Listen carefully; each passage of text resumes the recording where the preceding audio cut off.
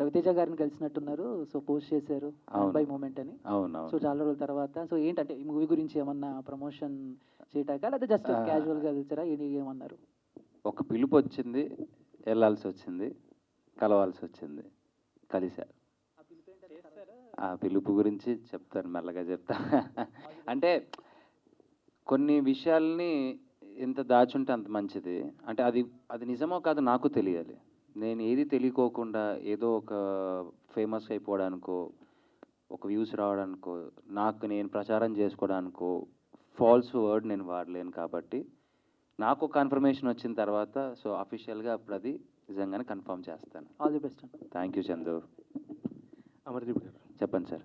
అంటే రవితేజ గారిని కలవడం ఏమో తెలియదు కానీ కొంచెం కొంచెంగా రవితేజలో మారుతున్న అమర్దీప్ అయితే మాకు కనిపిస్తున్నారు.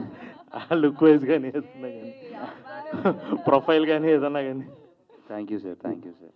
ఓకే, ఈ సినిమాలో అంటే ఇందాక చెప్పినట్టు ఒక డాక్టర్ ఒక రౌడీ ఫెలోకి పడడం అనేది ఒక కాన్సెప్ట్లో చెప్పారు.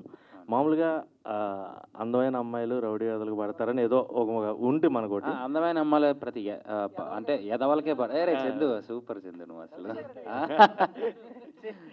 సో అంటే అలాగే చాలా సినిమాలు వచ్చినాయి. What is the new thing you are going to say? There is a cause. ఇందులో ఒక కాజ్ ఉంది. అంటే ఆ అమ్మాయికి కాదు, నాకు మనం పెద్ద బేవార్స్. మనకు అసలు మనం ఉన్న ఊర్లో మనం ఉన్న స్ట్రీట్లో అందమైన అమ్మాయి కనపడడమే గొప్ప. అసలు ఫస్ట్ ఆఫ్ ఆల్ ఆవిడ మా స్ట్రీట్కి ఎందుకు వచ్చినది ఒక కాజ్ ఉంది. ఆ కాజ్ వల్ల తను రావడం నేను చూడడం జరిగింది. ఆ కాజ్ వల్ల ఒక ఇష్యూ వల్ల తను ఎలాంటి సిచ్యువేషన్లోకి వెళ్ళింది, సో తనకంటూ ఎవరున్నారు, ఎవరు వస్తారు అనే దాని మీద పాయింట్ వెళ్తుంది. అంటే సో అది లవ్. మహేంద్ర గారు సార్, మీ గురించి కొత్తగా నేను అంటే సినిమా గురించి దాని గురించి అడగను. మిమ్మల్ని ఎప్పుడు రెగ్యులర్గా నేను అడిగే క్వశ్చనే, మీరు ఎప్పుడు హీరోగా చేస్తున్నారు? డబ్బులు